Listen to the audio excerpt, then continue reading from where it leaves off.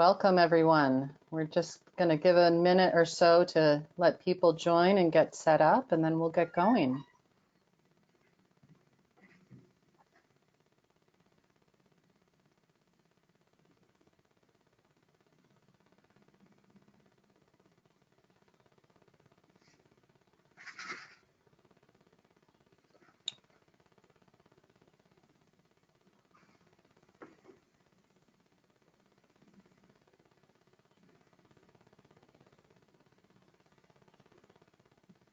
Nice to see some familiar names and a lot of new ones.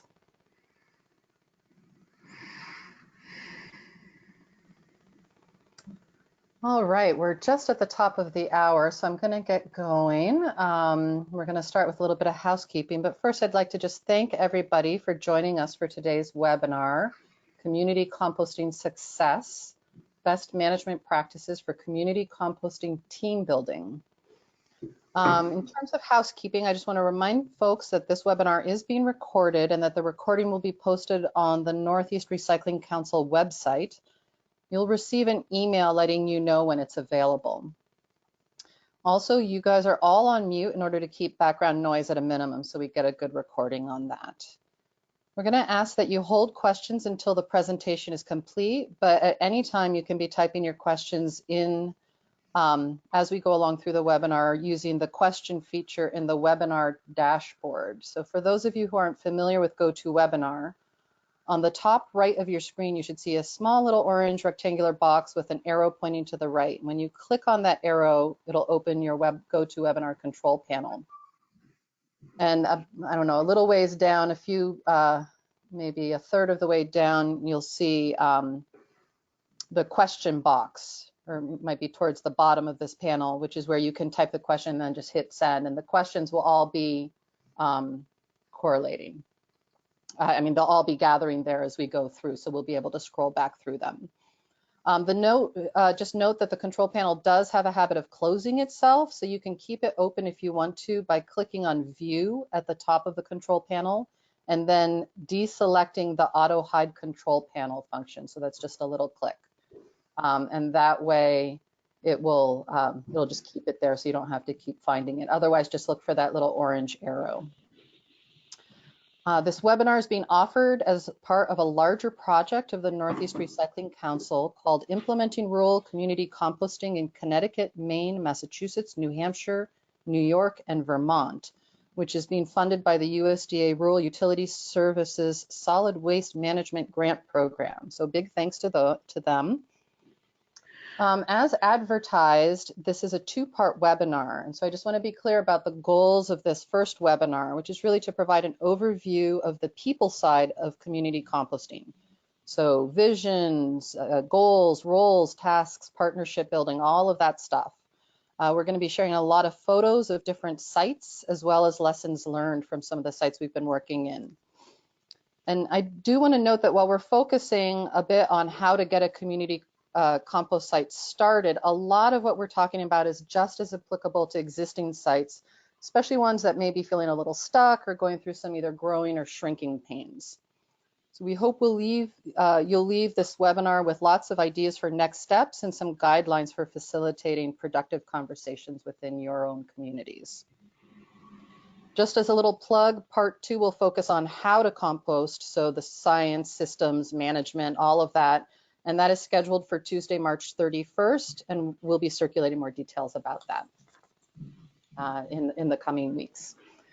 Today's presenters, I'm Natasha Duarte, the Director of the Composting Association of Vermont. I'm joined by Libby Weiland, who's the statewide network coordinator for Vermont Community Gardens Network, and Cassandra Hemingway, who's the outreach manager for Central Vermont Solid Waste Management District.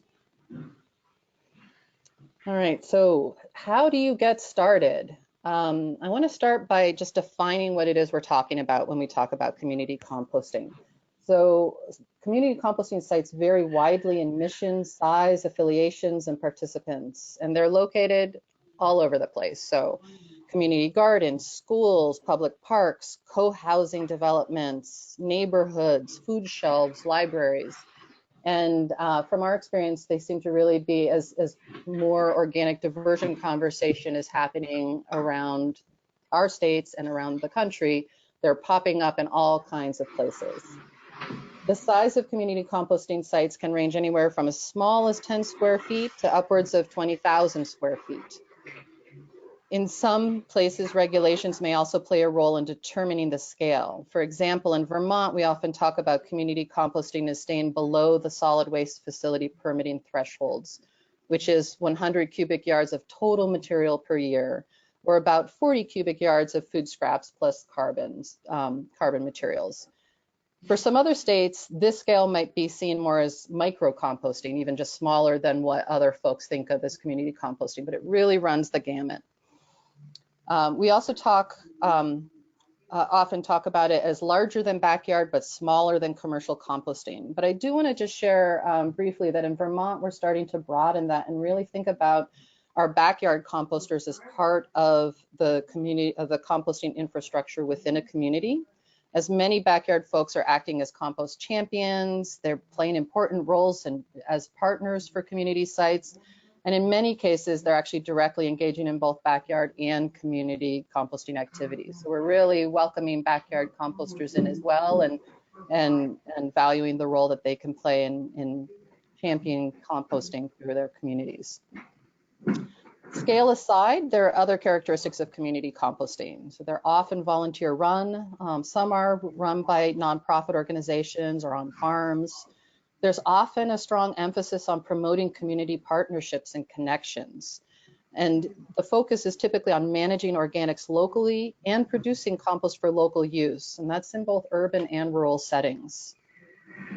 So now that we have an idea of the kind of sites that we're talking about, how do you get started when you think maybe you're a champion or maybe you're an organization that's trying to support and promote community composting in your area? Just like this two-part webinar, we recommend really starting with the people. You'll be hearing a lot about communication today because, as with any community activity, whether it's focused on compost or another topic, effective communication is often what makes or breaks the system. Clarifying and being able to clearly articulate your mission, your vision, your goals and priorities for your group also directly informs decision-making on the compost system and management side. And it enables you to better explain the project to potential volunteers and partners and curious neighbors. So really being clear about this up front is a stakeholder engagement tool, and it also directly impacts how you might choose to set up your system, or if you have an existing system, how it might need to be tweaked a little bit as you get clearer on your goals. Examples of different goals that often inform broader decision-making include making as much local compost as possible, maybe for a garden, and they just want to crank as much material through their system as they can. Or it could really be focused on educating and inspiring community members and setting up a variety of different systems so people who come and visit and do trainings at your site see that it's not one size fits all, and that there's a system or an option for for all different needs. The impacts that these decisions have on the system and site management are going to be reflected as we go through the different components of the webinar. Next slide. So I just want to mention that we're not going to do a deep dive into how to have these conversations around identifying opportunities and issues. There are a lot of different tools out there that you can consider using. We've shared a number of resources, these 5 resources, and they're available in the GoToWebinar control panel under handouts. You'll see 5 of 5 there. Links to them will also be included when you get the recording from this webinar. So these are some tools that we're using as part of this larger project with the sites that we're setting up in these different states. But there are a lot of different tools that are out there, and what's most important is that groups find a tool that really fits the style and the needs of your group. So there's not one right way to do it. It's just a matter about figuring out how to have that effective communication at the start. So inputs and outputs. What a successful community composting site really boils down to is lining up inputs. So people, people's time, those partnerships, materials, the tumblers, the bins, tools, whatever it might be that you need for your site, whatever system you're choosing. And then the feedstocks, of course, are the ingredients that go into making compost. And when you get all of those lined up, you end up with a variety of outputs. So the finished compost, increased awareness and engagement by both the people participating and neighbors and hopefully the wider communities. So some engagement around environmental stewardship, as well as this larger community engagement and volunteerism. And so we've really found is that as communities come together to support community composting, it actually increases the overall connectedness and sense of belonging and resiliency of the community in a much larger way. And so with that, I'm going to go ahead and pass it over to Libby. And we're going to learn as we go through this that often, especially at the beginning, the limiting factor may well be the human capacity and not so much the system capacity. So it's really important to fine-tune your system to what it is that the folks engaged can manage. Great. Thanks, Natasha. What better question to ask next than who do you need on your team? Who's going to help you get this done? And actually, I'm going to pause for just a second just to say there, for whomever's mic is still on, there's a little bit of a background noise. So just to note that. Yeah, I think I just took care of that. Thanks. Okay, perfect. Thank you so much. So who do you need on your team? We threw up a few different kind of classic roles that we have seen work really well, some combinations we've seen work really well in compost management, community compost management. So having a site manager, someone who's overseeing the site, having a team of helpers that can help just get the work done. And then of course you need people who are contributing food scraps and other materials to the site and potentially using the compost as well. And so we're going to go into detail into kind of each of these roles in just a moment. But what we really want to encourage here is for you and your team, kind of as you're getting set up, to really discuss as a group who do you need on your team and how are you going to fill some of those roles. So it might be that your unique community has a very different configuration of kind of roles. There might be some overlap in some of these roles in terms of getting some of that work done. You might get creative with titles, which we'll have a few examples a little bit later on that. Just to kind of keep things fun and kind of connect with the community that you're trying to reach. You may already have an organizational structure that you're working with. So if you're at a nonprofit or a school or in a community garden that has staff or volunteers that will fit into these roles really well. Or you may need to do some recruiting from the broader community. So whatever the case is, the point is to start thinking and recruiting early in your project's development. And so what we're going to get into in here just in just a second is just a snapshot of what these roles look like and then qualifications for filling them. So starting with those compost site managers. So again, overall management, training and scheduling of volunteers. They're really at the helm of the project, making sure that everything gets done. So qualifications, they should know how to compost, or at least be interested in getting some deeper level training. Good at organizing a group of people, so scheduling, communicating, delegating, and then really have time available to commit to the project. So these are the people who are going to be putting in the most time to make sure it can be pulled off, and just being realistic about that commitment. You may be noting, as you're hearing all of these qualifications, that there are a lot of different skills mentioned here, and you may not know one person that has all of those. Well, I put an S on the end of managers for a reason. That it's best if it's more than one person, really, that you're working with a team, two or more people that can provide different skills sort of to the management and kind of hone in on those different things. Also, that concept of redundancy, we'll talk about that a little bit more later, but how important that is to not just have one person at the helm who's keeping everything in their heads, that something happens or one person needs to leave, that there's always someone that's kind of in that role that can support the management and keep it going. And we'll also talk about this more later, but the concept of partnerships and how partnerships are not just having yet another person from your community and recruiting another person from your community, but thinking about their organizations or groups like master composters or master gardeners that can help support that role at a deeper level. And then just one other thing I wanted to note about site managers is that in many situations, these are also the idea people. So they're going to be the cheerleaders who get the project off the ground and get it integrated into their community. That's often the case. However, not always. And so I know that Cassandra had a question about that. I'm going to give her a second to ask.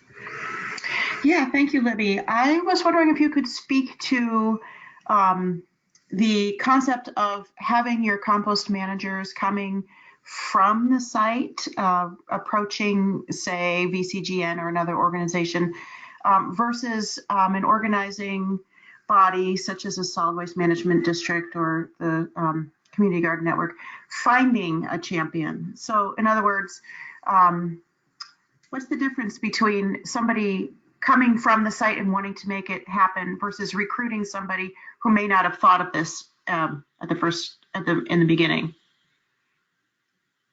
Yeah, I'll let Natasha take that, the answer there, if that's okay. Sure. So this gets a little bit at the sustainability of a site question, and we're going to be talking about that pretty in depth a little bit later in the webinar. But it's really important to have, for people engaged in a site and participating in the site, to feel some sense of ownership over it. And I know on the call or on the webinar, there are a number of people who may be these site managers or compost stewards or part of a compost team. And they're also folks from organizations like Composting Association of Vermont or solid waste districts or garden networks like Libby, who work with sites to try to get that. And for organizations who are thinking like, oh, one of our missions is to help promote organics diversion, it can be tempting, and in some cases it can be a great idea to identify effective sites that could be effective community composting sites. And I think this comes back directly to the goal of the site. So if you have a site that you think would be really great and there's some interest, just to be clear up front about what the goals of the site are. If it's not to be a really strong, consistent diversion mechanism or diversion system, but more for a place where you can set up trainings and bring people to and maybe have different systems, that's very different than some of the other goals that other sites might have. And so I think there could be a place for both, but I guess I would just caution folks who are thinking like, oh, let's get this off the ground. And if the real champion and the real idea person who is really pushing for it is not intending to stay on and be an integral part of that system, if it's not in your own community or a group that you're already personally and now potentially considering professionally being involved with, that's kind of a red flag for what's going to happen once the site is set up. So I guess I would just, I wouldn't discourage it outright, but I would add some caution and just urge up front to get really clear about the trajectory of that site and some of the human resource challenges that you might be encountering. Does that help, Cassandra? Yeah, absolutely. Thank you. Great. All right. So in keeping with that, we just wanted to kind of think a little bit about what some of those people might look like and where they're kind of coming from. Your site managers might be someone with a lot of expertise and enthusiasm related to compost, or they might just be a concerned resident who wants to make a difference in their community. So kind of to what Natasha was talking about, paying attention to kind of who's getting drawn in and utilizing them to the best of their abilities. And I know, Cassandra, you had an example you wanted to share kind of related to that. Yeah, thank you. Calling your attention to the lower left photo.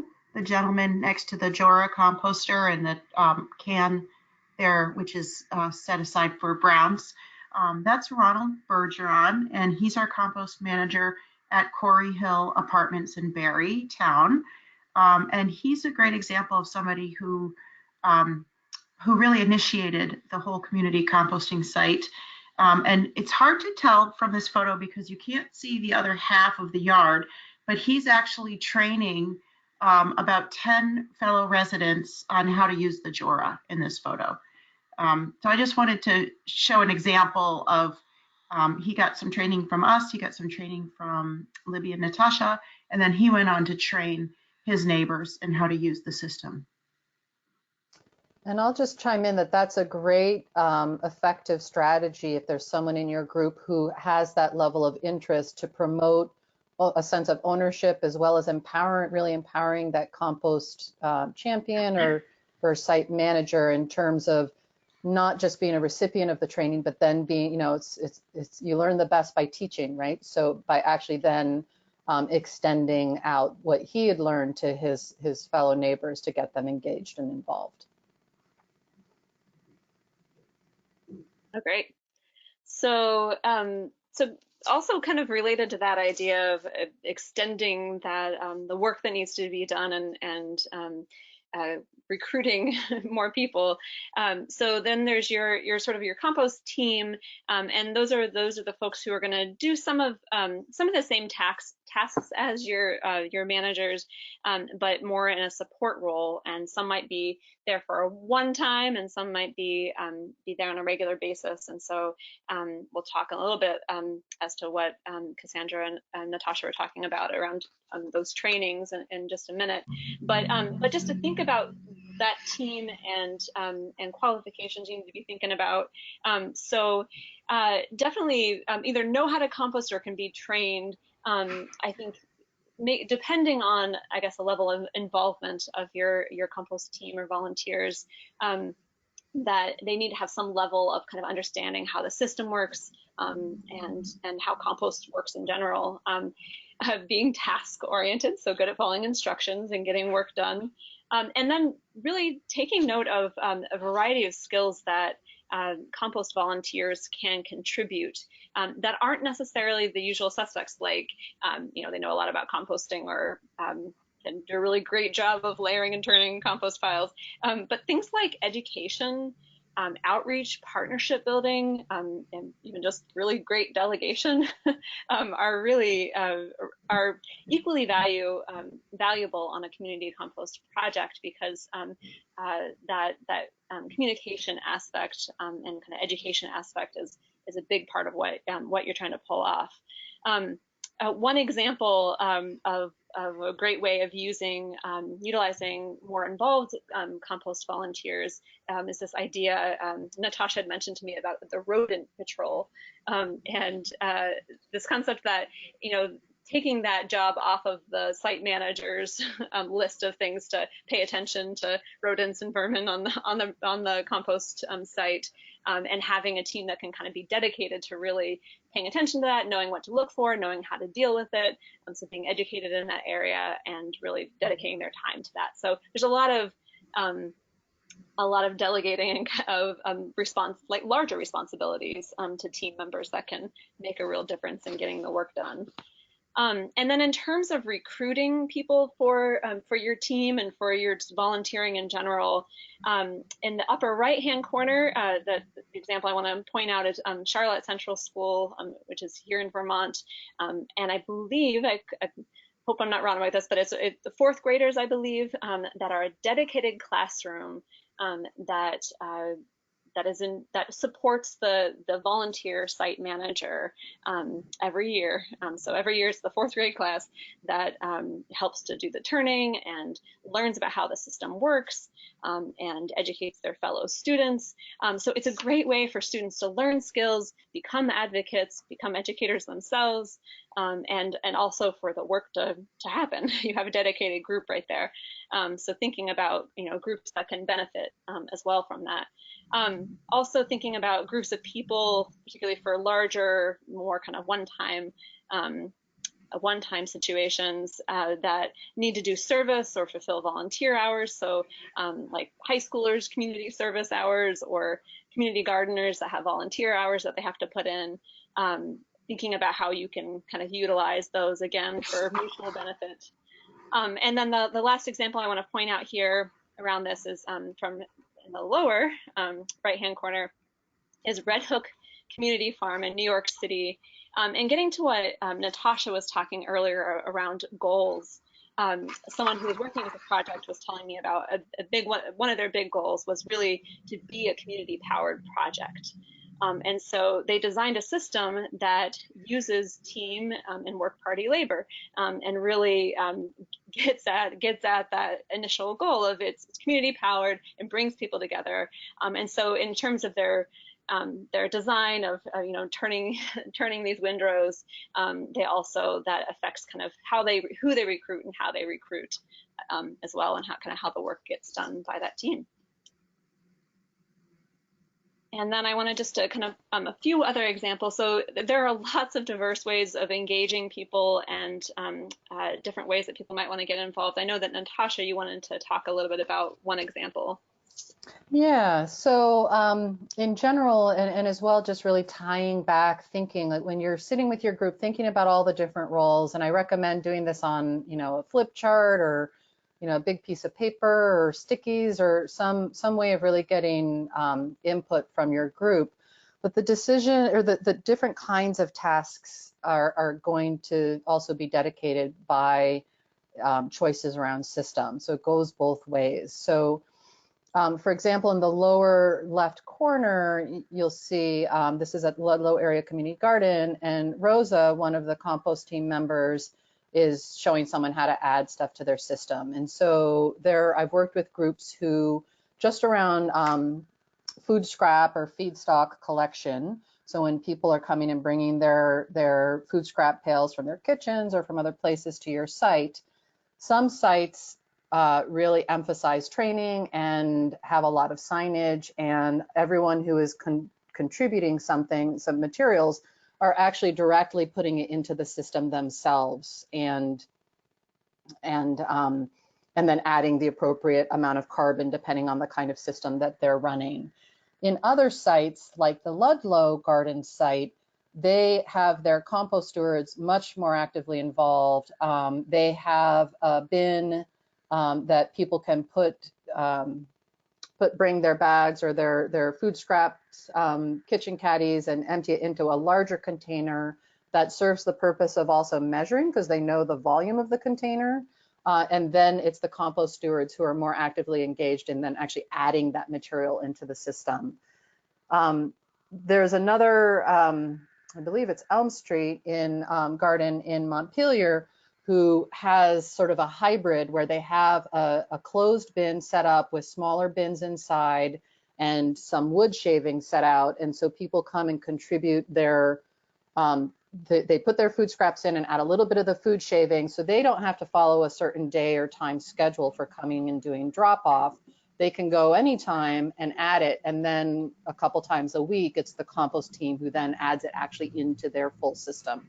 So there's a bunch of different examples of how food scrap collection is managed, and you can imagine how that impacts the roles and training that either just a smaller group, your team needs, or the larger community who is contributing to the system might need. I will note that especially early on for sites that we do recommend that there is some oversight for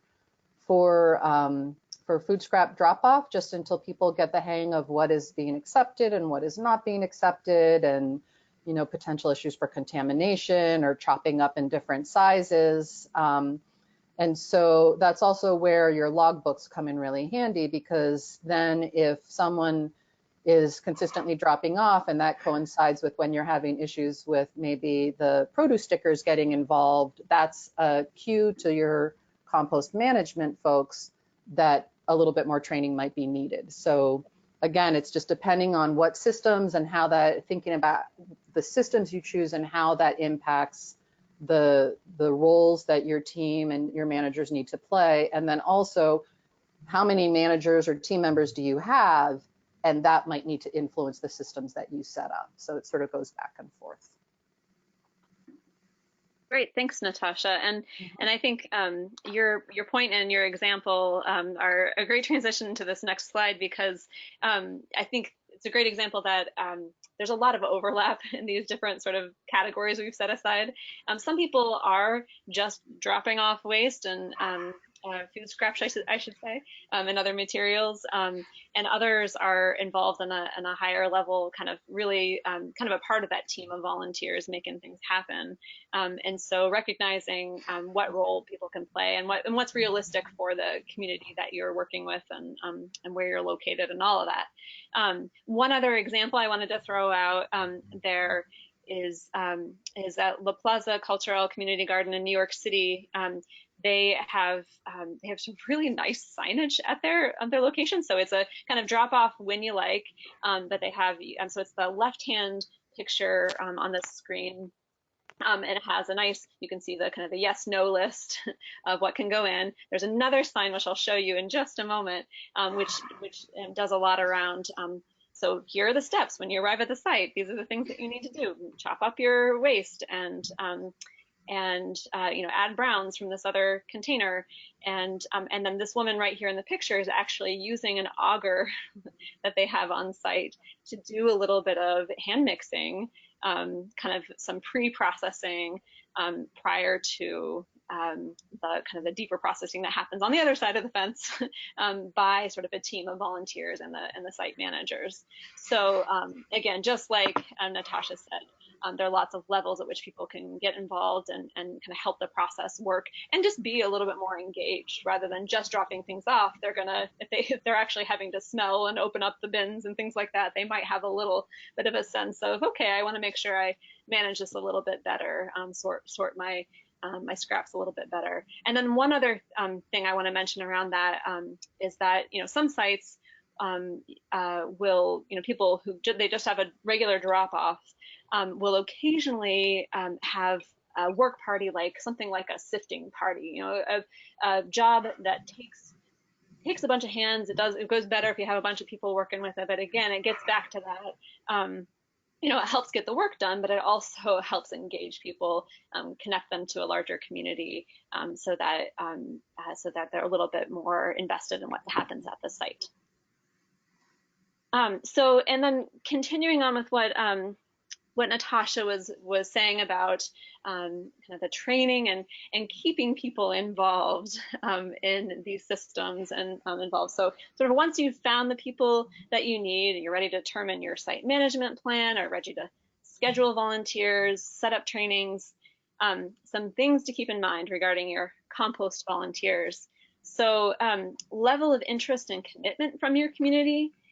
I would say a few things about this. It may be that you have a whole lot of interest and people are saying, oh yeah, I love the idea, but do you have the commitment? I think that those can be two very different things. And so I would say almost in every situation, start small. So dream big, start small. For most projects, most project coordinators would probably say the same. Again, even if it seems like you have a lot of interest, maybe start out with a smaller group of folks to kind of get things up and going. And then you can kind of, once you have a sense of how things are going, you can kind of expand to your capacity. Another thing to pay attention to is every site will have its own unique character, and that's somewhat based upon sort of the interest and passion of the people who are involved. Or, if it's in my case, I'm usually working with community gardens, and so every community garden has its own unique character, just whether it's laid back or super organized, all of those different things. And so again, thinking about how you design your system based on those things, I was talking earlier about coming up with creative names for your different roles and tasks in the garden, or in the compost system. So just paying attention to that sort of stuff, and that will help kind of keep people involved. If it's, things are more fun, or things are kind of fit with the way that they're used to things working, that will work a lot better for people. Then thinking, of course, about the time people have available. So starting with the amount of time people have available, having a variety of tasks for people who have different amounts of time. So small tasks, big tasks, one-time tasks, and regular sort of responsibilities. Um, and then when people are available. So the classic example being what happens in the summer for school compost systems? What happens in the winter for community garden compost systems?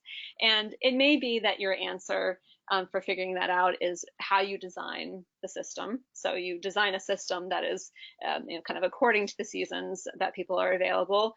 It may be that you seek partnerships that help to there's another group that would really be interested in taking on the compost system at another time of year or work with you to make that happen. So again, that's all part of thinking about who you're recruiting, who you're training, and how you're going to keep the project up and going. And then last but not least, the sort of the knowledge, skills, and comfort level of the people who are involved. So are your site managers, are they master composters or been doing this their entire lives, or do they need some training? Do you want to set aside some funds to actually send somebody to a master composter training?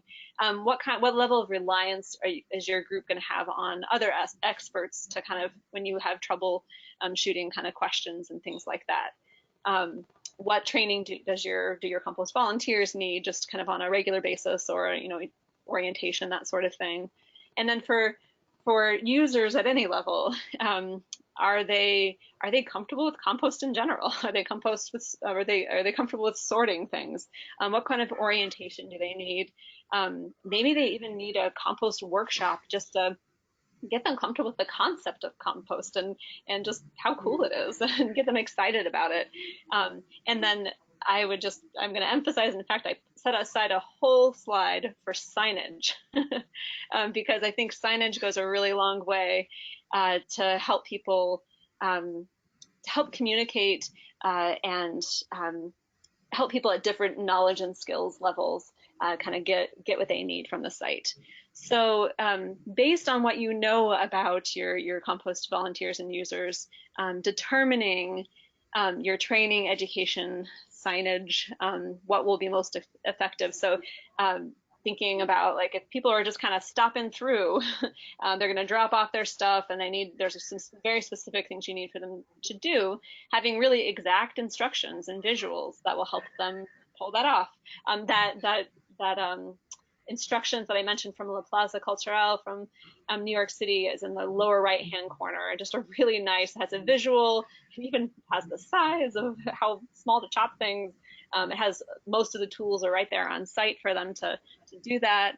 At another site, I think this was Garden at 45 Elm in Montpelier, they handed out food scrap sorting tips so that people were comfortable and had an understanding of what goes in and what does not. And so that's kind of, they have those tips kind of ahead of time that they can refer to. Always paying attention to, and I would highly encourage in any situation, having everyone who's going to be involved in person at some point for an orientation or training, and potentially with the potential to have to retrain at some point. People learn things at different paces and might need to kind of relearn things as the seasons shift and that sort of thing. And then having a system for ongoing communications so that if there are problems arise and the users sort of notice those, that they have a way to communicate with you, and vice versa, that you have ways to communicate what needs to happen on the site, and using communication systems that work for the people involved, being smart about that. And the last thing I want to say about this is that there are lots more signage examples on CAV's website, which will be referenced in our resource slide a little later on. And I know, Natasha, you wanted to say something else about this concept of communication and signage. Yeah, this is another great area or topic that you can really engage your group in. So, it could be that someone is like a super sign maker and they're very organized and maybe really linear and have it all planned out. And then they might get frustrated because people are somehow effectively not seeing the signs even though they're there, or, like this one says don't add, why are people adding to it? And people get confused, and not everyone pays the same level of attention as others. And so I think what has been really effective is to make it a fun thing and engage your community and understand, do you need a combination, if it's like a mixed language community, really clear pictures as well as words, or multilingual signage, or is it, is it also just something that people in your community can relate to? And the example I'll give is I was working with this one site, and they all, and maybe this is what brought them together in the beginning, I'm not sure, but they were all like hardcore Harry Potter fans. And so all of their signage and their bins, instead of 1, 2, 3, it was Hufflepuff and Slytherin and all of these different Harry Potter references that had meaning to the group, made it really fun for them. And it was sort of this like double layering of like, they got that, this particular thing was, like they got the meaning in a deeper level than just yes, no, just straight up sort of linear instructions. It was a little more creative and engaging. And it was something that caught their eye that they would pay attention to. And so that's just sort of one of the sort of more different examples that I've encountered personally, but I'm guessing there's a whole lot of different examples out there. And just, have fun with it and make sure that it's meaningful for your whole team and everyone who's participating is what I'd recommend.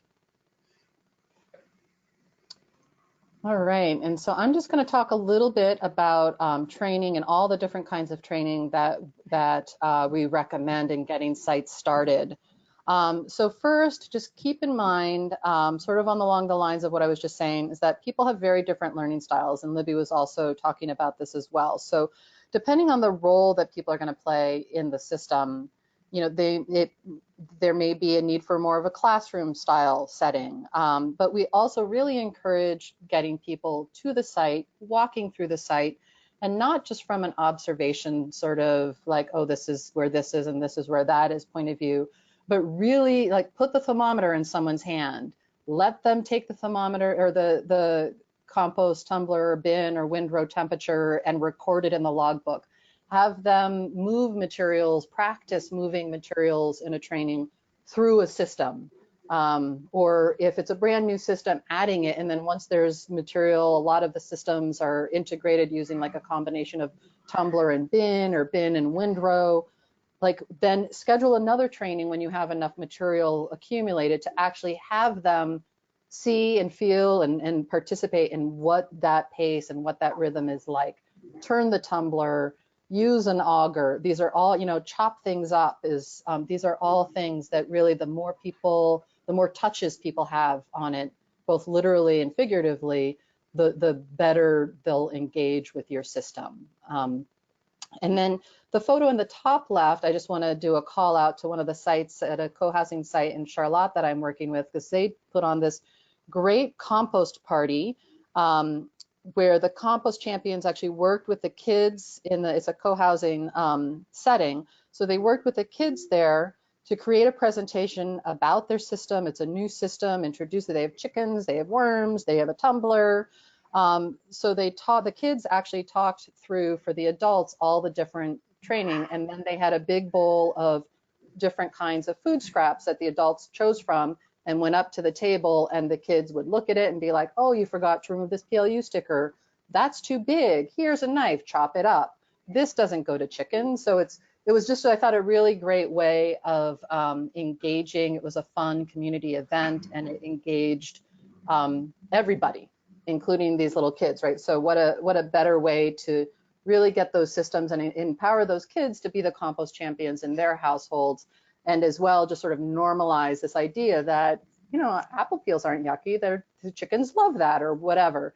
And so I just wanted to highlight that, and they, just as a little plug, because I had never heard of it, they ended the party with compost cookies. There was an actual recipe for that, which just made it fun, and of course the kids thought that was a great treat. And they're perfectly edible, no gross, no old food scraps involved. So I just wanted to share the different ways of of engaging and training so everybody who's part of your system can be involved.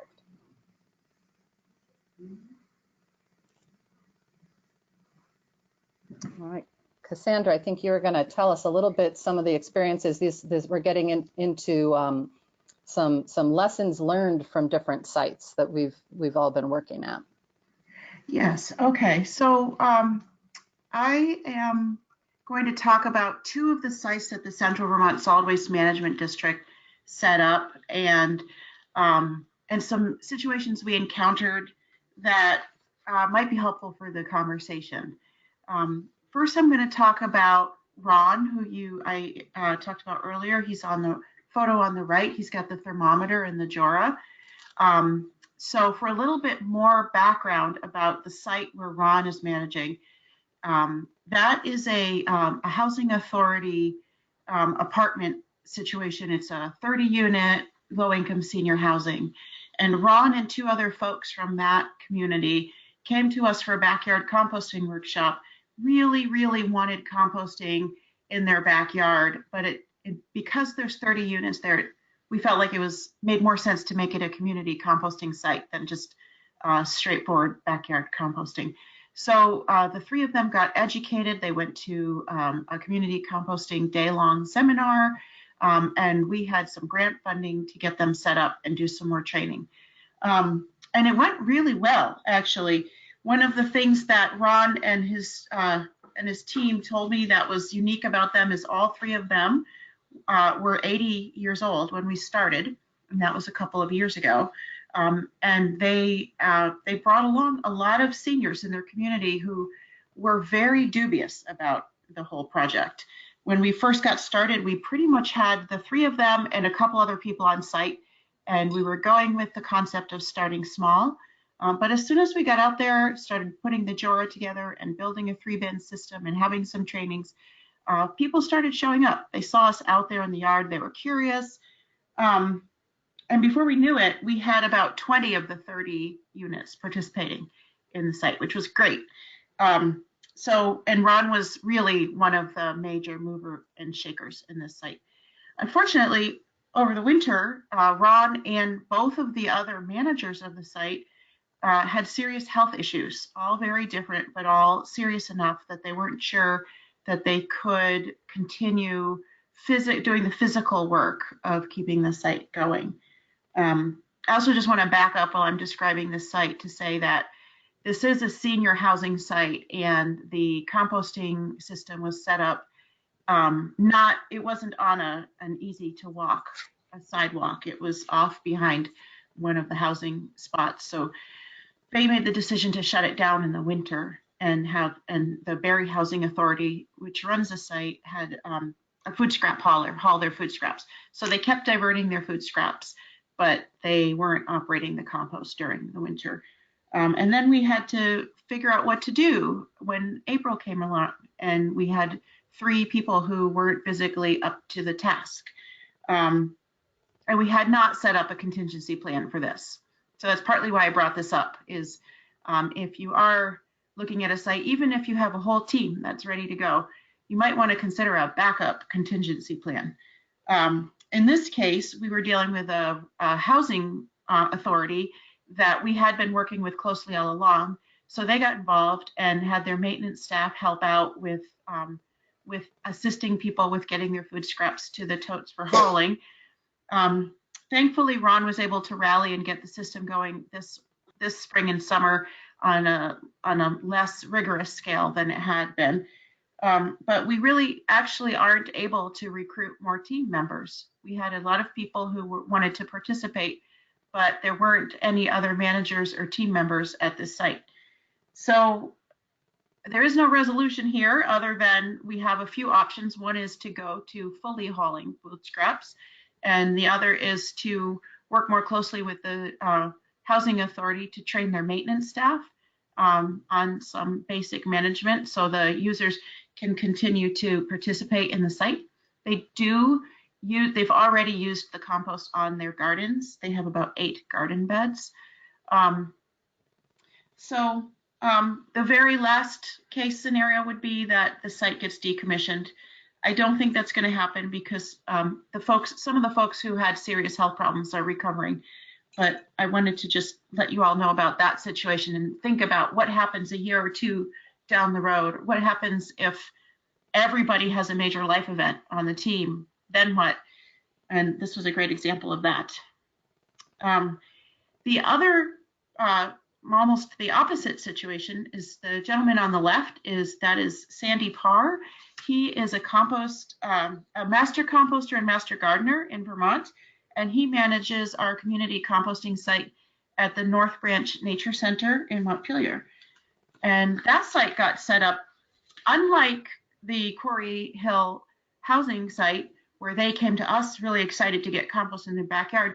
We actually went to North Branch because this is a 400-member nature center that provides education and programming for the community, and they have property where they have demonstration sites for a variety of, of nature programs. So we were excited about their education space and wanted to set up community composting site as a demonstration site for our trainings. And we worked with the executive director there, and he brought in Sandy. And between the executive director and Sandy and ourselves, we went ahead and set up the site. However, we did not have a compost team that came forward from the site. And we actually had, of the 400 members, only about a half a dozen that brought food scraps. So we didn't have that much feedstock in terms of nitrogen, and we only had ultimately one person managing it, and that's Sandy in the picture there. So this site is a little bit problematic because we don't have a backup person if Sandy wants to take a break or go on vacation. The thing that works is he already was an ongoing volunteer as a master gardener at the Nature Center. He has hours there. He shows up twice a week. He participates in building their gardens, and he does some demo pollinator gardens and other work like that. So he added in the compost as part of his volunteer work that he was already doing. And we have brought in other master composters to help him, but they come maybe seasonally or for a few weeks or months. And then typically they, after a little while, they've gone away so far. And so far, our only long-term person is this gentleman here. So right now, it's not problematic because we don't have a lot of food scraps coming in, and most of the compost is actually from their garden. And it can still be a demonstration site. But in retrospect, I think we should have rethought setting up a community compost site with only one person who was a committed manager and with no actual team on the site. So I just wanted to bring those two to your attention to sort of think about some real world examples of what could go wrong or how to deal with situations that arise that you can't necessarily predict. And again, this is compost. So the worst case scenario is that the sites shut down or get decommissioned. And Natasha will talk more about what happens in that case and how to make these sites sustainable. Yeah, thanks so much, Cassandra. Those are great examples, and they really show sort of, you can try to think of everything and have redundancy and have something happen like all three champions getting sick at the same or having health concerns at the same time, or you can have maybe not the full network, but it seems like it makes sense and we just want it to happen and to work. And I think both are great, and it just goes back to to understanding the goals for the different sites, especially in the North Branch site, where it was sort of maybe pushed a little bit. And then as well, just thinking about like, what is it sort of more broadly, I want to talk about like, how do you create sustainable sites? What does that look like? And what are the different components that go into that? So some of you may be the compost champions or on a compost team and really like, we're going to make this happen and I'm in it forever. And others may work at organizations that promote and provide different kinds of assistance.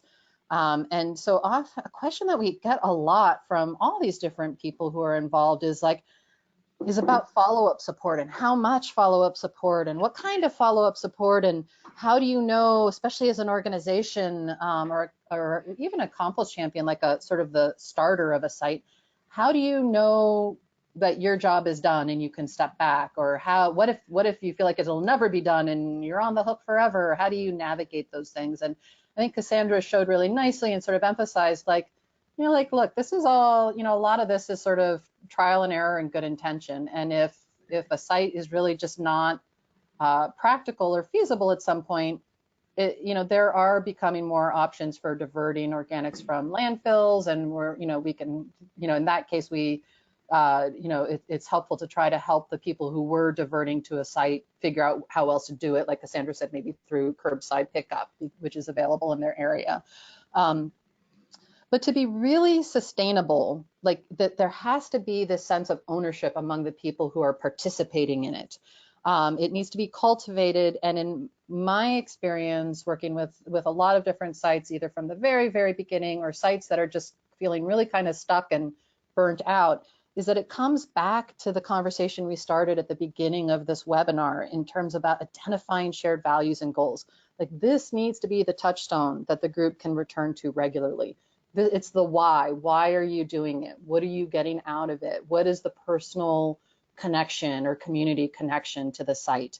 And it's also come up for sites. There's some interesting sites out there that have been in operation for a long time, and it's almost, for those of you who work in the nonprofit world, might be familiar with it as founder syndrome, right? Like there's people who the site is successful and it's great, and new people are coming in, and they may have slightly different ideas about what the site is and what the goals of the site, or how to interact with the site, and that can be uncomfortable. And how do you navigate all of that? Or if you have member turnover, and so there can definitely be some growing pains felt, especially if there is sort of a diversion of original intention for a site and what new people sort of want to remake the site and to fit their own goals. This is a really natural part of that happens with any community group, compost or otherwise. So it is not something that is unique or insurmountable. And it's important, I think, for sites to consciously create a space for the sites to evolve. Like, that's sort of the natural thing of the longer a site exists. There's going to be some tweaking of the site, there's going to be changeover and people engaged, and there needs to be space for it to evolve. Where it gets really tricky is if there's no guidelines for clear communication, or if you hadn't ever had the conversation about why the site exists or what the goals are, then assumptions start being made, there's miscommunication, feelings get hurt, and it's this sort of like soft skill that comes to community sites and that needs to be integrated in some way. So I just want to highlight that, and really just, like, even if you didn't start with these conversations, it's never too late to say, like, hey, this is why I think we're doing this, but we never really talked about it. What do you think? And then just to have some very purposeful space for not only the dialogue, but for that, there might be some compromises, especially in sites that have been going for a while and maybe have some new folks who are contributing. On the slide are 5 sort of general key ingredients for sustainable sites. So strong partnerships, not only among the community site contributors and stewards, but also within the wider community. And this can also really connect to, like, the sense of belonging and the stronger community resilience overall. Technical assistance, going back to that training, it's iterative, it needs to be diverse.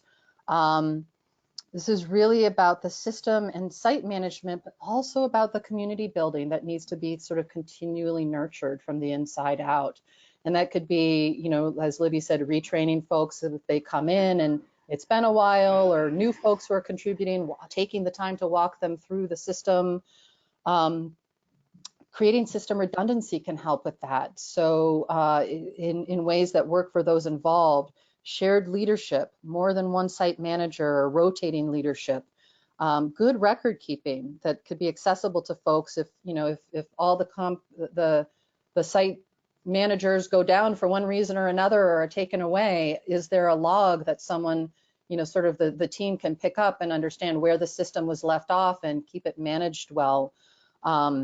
Or contacts for like, where did we, oh, this person's gone, but where they were the ones getting the wood chips, where is that? So having all of those things written out and sort of a logbook of how the sites are run. And then a buddy system is a great way as well to bring new people on board. So scheduling volunteers in pairs, and ideally pairing it maybe at some point, especially for sites as they start to mature and bring new people on. Like pairing someone with experience with someone new, so there can be sort of like on the go, on the fly training, sort of going as part of their volunteer commitment. So succession plans. This can be a funny one to talk about for some people, and sometimes there's really resistance. But as Cassandra pointed out, sometimes life just gets in the way of best intentions, and it can be really helpful and important for the sustainability of a site to not be overly reliant on a single person. And it's also unrealistic to think that a compost site leader or key team member will just be there forever, because that's often just not how lives go. So this is something that if you're involved in a site and you haven't thought about, never too late to start the conversation. If you're starting a site, it's great to be thinking about it up front as well. And there are mechanisms that just can be set up that can help with the succession and bringing new people in and giving them a little bit more responsibility as we go. Some sites have set up a dues, like a membership dues that is small and still affordable, but people who are actually diverting their food scraps there and managing them in the compost system pay, a small amount, but that can come together to be a stipend for a compost leader, which is another way of recognizing a level of commitment and all the work that goes into it. It can also make it a little bit more attractive, not that it's, a huge hourly wage, but it is some recognition within the community of a leadership position, and that can make it more of a draw for some people to get involved and to actually take on those different levels of responsibility. So these are just different ideas of how to think about how do you keep more people engaged, and how do you really plan to sort of bring people on and pass off responsibilities from one to another. We do also work with groups to think about decommission or contingency plans. At any site that there's a combination of material goods in terms of tumblers and bins or tools, and very likely a variety of organics at varying stages of decomposition. So having a plan in place for what needs to happen, that someone, who may just be a volunteer and not even necessarily be that involved, would be like having the whole community know what's going to happen. What is the contingency plan? What does a closure plan look like in case it needs to either temporarily or potentially permanently get closed? And people really don't like to think about that, especially at the beginning if they're setting it up. But it's just good. It's good project practice to just think these things all the way through if possible. And it makes dealing with it in the moment, when often it's an unplanned, maybe an unplanned thing has happened, it's a little bit less of a hardship. So Libby, if you can go to the next slide on resources. I know there's only so much we can do in an hour, and we're right at the hour line here. I just want to highlight, and you will have, I've seen some questions about whether these slides will be made available. So we actually wrote out the URLs. There's a lot of different resources available that support all of this on the Northeast Recycling Council website, on our website, the Composting Association of Vermont. There's a link there, has everything from different manuals and trainings to templates for signage and examples of signage. The Institute for Local Self-Reliance has a relatively recent great best management practices for community composting manual that is a good resource. Central Vermont Solid Waste Management District has a really nice compost booklet on backyard composting. And then as well, many states have master composter programs. For states, if you're in a state that does not, I think all of them are online. I know at least for Vermont, our Master Composter program, a number of folks are from out of state. So if you're in a state where you can't get that level of training in state, do some searching and find a program that you can go through online, and as well as if there are Master Composter programs in your state, the Master Composters themselves who have been through the program are wonderful resources.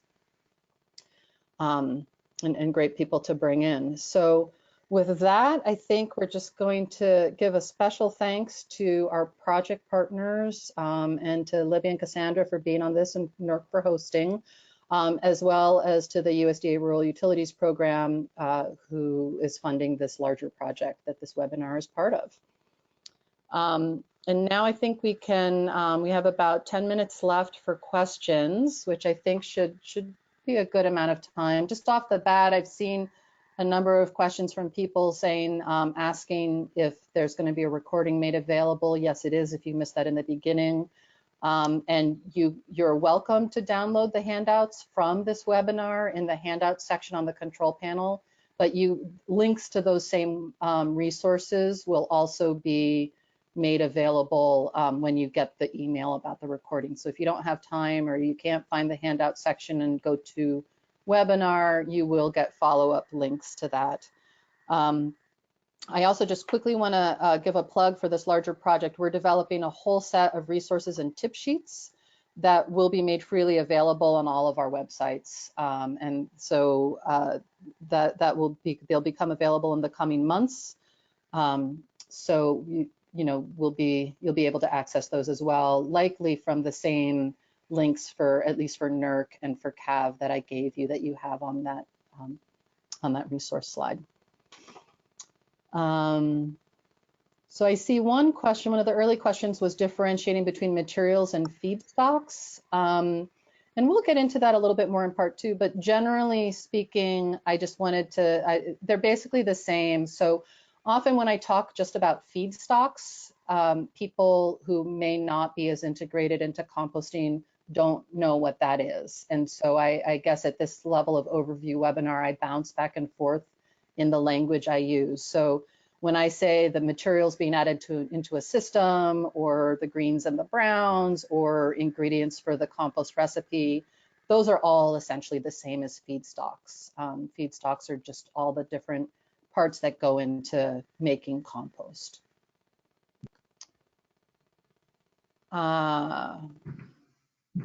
We had a question about whether there are documents or images to provide an idea of size and scale for what 1 cubic yard of food waste looks like.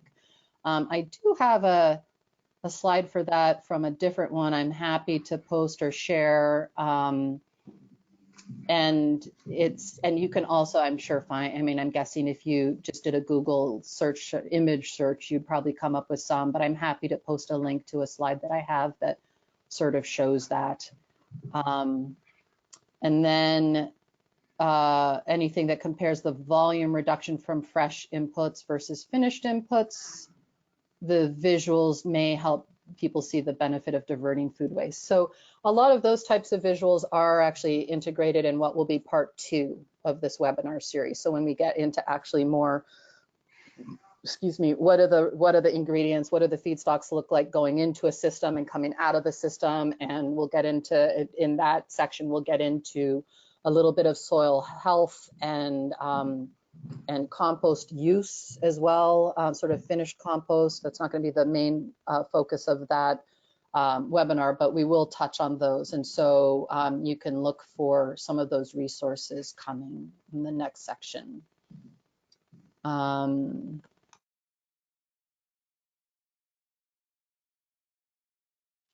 then someone says, consider possibly using visuals for limited English, and they actually give a link. And I will check with Lynn. I'm not sure if she's on still, but I'm not sure if there's a way to share some of these resources.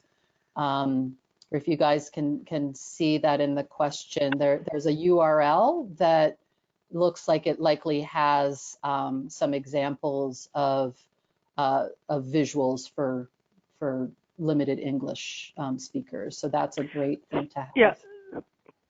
So I am still here, and Natasha, let's touch base. In addition to, in the next couple of days, all the resources being posted on the homepage of the NERC website, we will have an article in the February email bulletin about this webinar. And Natasha, if you feel that we should include this link in it, I'll certainly do that. Great, I'll check it out. And so stay tuned for that.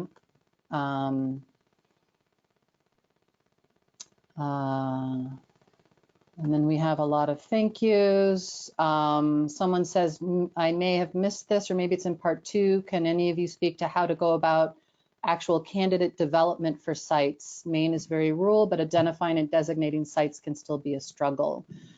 So, and I think that's actually the last, oh no, there's a few other questions. Well, let's just tackle that. And if we don't get through all of the questions, I'll go ahead and look through them and work with Lynn to answer some of the more common questions, maybe as part of or linked to in the newsletter. So that might be a way to just deal with some of that.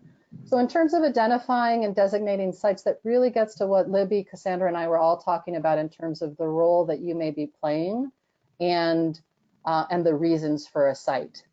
Is it being driven because you're committed to and engaged in helping communities figure out just food scrap diversion? How do you create that sense of ownership? How do you find and cultivate those compost champions?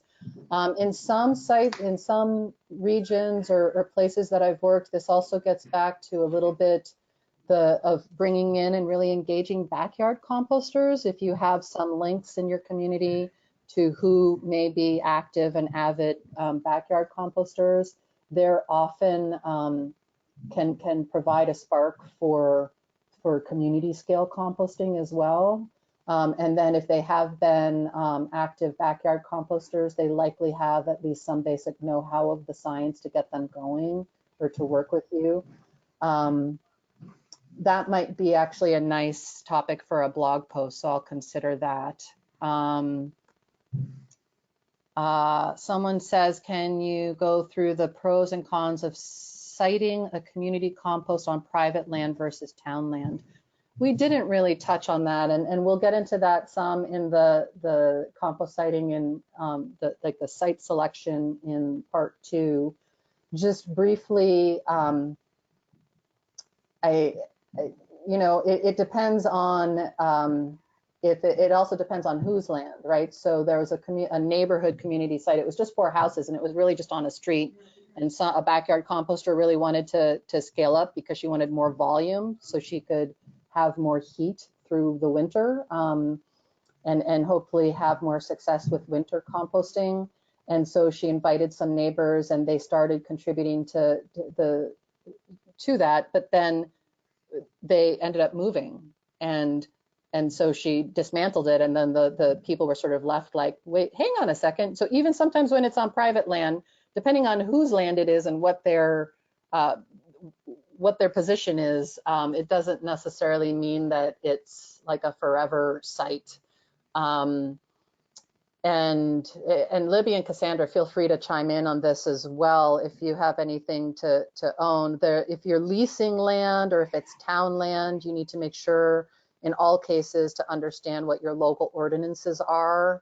We'll get into more of that in part 2 in terms of sort of rules and regs around it to be thinking about. But there's a really nice little community food scrap place being started at a food shelf, and that's likely, it's going to integrate into the people who run the food shelf and training volunteers at the food shelf as well to manage it. And so that has some, I think, sustainability, and that is on town land, but it has some options for sustainability. And so I think that there can be pros and cons for both, and it just really depends on the setting and who owns the land and who's then going to be engaged on it. Is it town land, but people are just sort of using it, but not necessarily fully integrated into, it's not like at my food shelf example, or is it really, more integrated as a town activity? That may also get to scale and some other regulation issues. Cassandra, do you have any thoughts or want to chime in on that particular question? It's a great question. I was actually thinking about our sites. I have 5 sites set up in central Vermont in our district, and I think only one of them is on public land. That's the North Branch Nature Center. And I'm not even entirely sure that's public.